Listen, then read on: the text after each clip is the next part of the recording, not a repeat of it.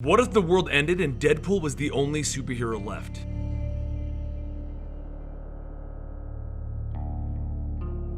Welcome to the Complete Story Series. We take trade paperbacks and single issues and we break them down into digestible bites for you to understand. Then we read it dramatically back to you. All alterations to the panels, text, and images are to prevent copyright problems, and all art is owned by its respective companies.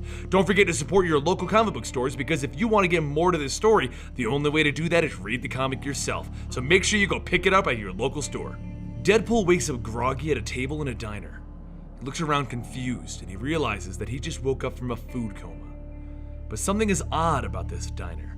Plates are smashed, food is spilled, and there's no one here. Hello? Garçon? Check, please. Realizing no one's here, he heads over to the door to see a note. Dear Mr. Deadpool, you have been a loyal and reliable customer, although your tipping does leave something to be desired. We could not wake you from your slumber as we fled, but we did lock the doors. Hopefully, that will keep you safe. Safe? Safe from what? Deadpool thinks as he heads out into the streets to see nothing. No one, no noise, no traffic, just a deserted city. Looking down, he sees a newspaper and it reads, The Dead Walk. This has to be a prank. The world just doesn't end. He thinks to himself as he wanders through the streets looking for anyone, shouting, Hello!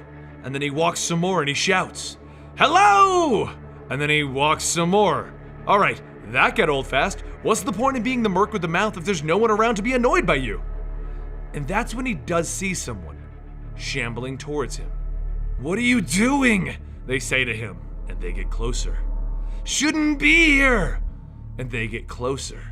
Can't stop myself, and they leap in to bite Deadpool. He kicks them off and he chops off their head, and then he shoots them as they're trying to tell him, don't use the gun, they'll hear. But Deadpool says, who will hear? There's nobody here. But he spoke too soon, as behind him are about 100 of the shambling zombies, all talking. He chops off their heads and he shoots as many of them as he can, shouting, why are you all talking? Just shut up already. I thought you guys had limited verbal skills, like brains.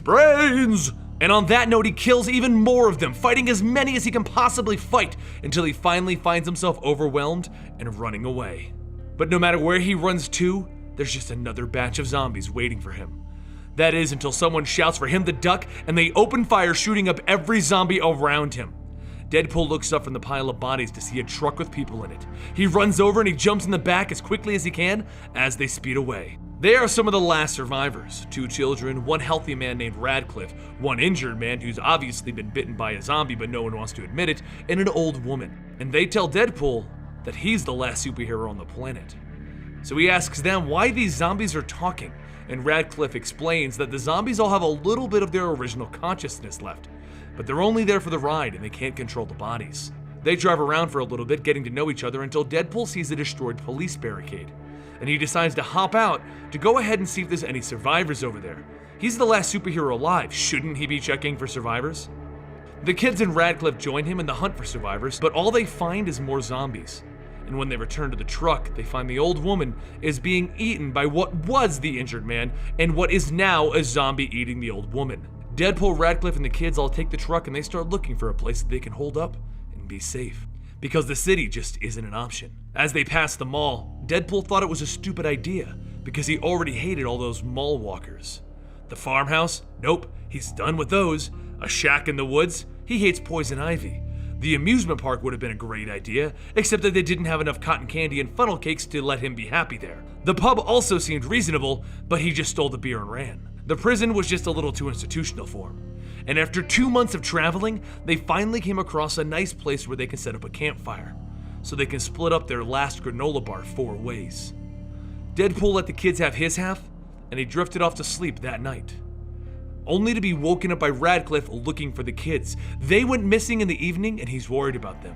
So Deadpool and Radcliffe wandered around for a bit looking for some kind of an answer, with Deadpool just kind of wondering if the kids went off for a pee break of the damned. And after looking around for a bit, they ended up hearing the kids in the distance. The kids thought they saw a rabbit, and they wanted to go get breakfast for Mr. Deadpool and Mr. Radcliffe.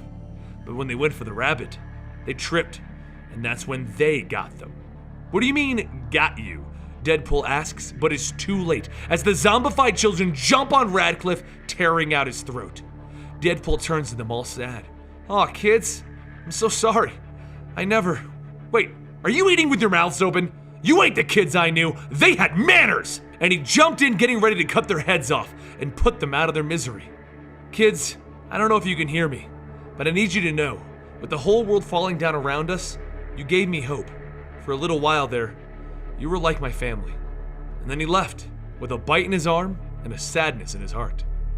Alone once again, Deadpool heads over into Virginia, and he begins to climb the mountains, until eventually he comes across a place where survivors have actually found a safe place to settle down. After murdering a bunch of old lady nutjobs that wanted to murder the town, and then carrying their severed heads to the entrance of Safe Haven, and then explaining why the last superhero was carrying a bunch of severed heads to their front gates, they welcomed him into the town. He's the last superhero, and he was a bit of a novelty to them.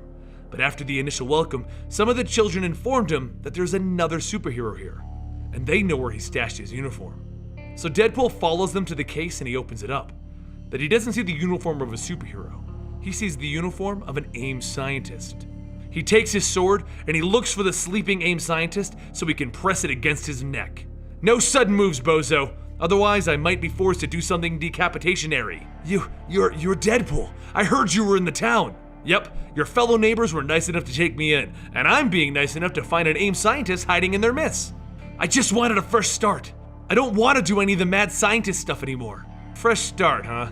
Well, just don't let me catch any whiffs of you cooking up any death machines or anything, and I guess we'll be fine. Don't worry, I wouldn't dare go back to the mad science. Not after what I did. What do you mean? I started the zombie apocalypse. I was on the team that was researching healing factors and trying to make a cure. But this is what happened. We used your blood, Deadpool. Every fight where you left samples behind, we grabbed it and we made it into this virus. Shocked, Deadpool walks out of the room holding the spot where his arm was bitten, and he lays down to sleep for the night, saying to himself, "Not my fault. I didn't do it. This can't be because of me." And slowly, but surely, he finally began to change.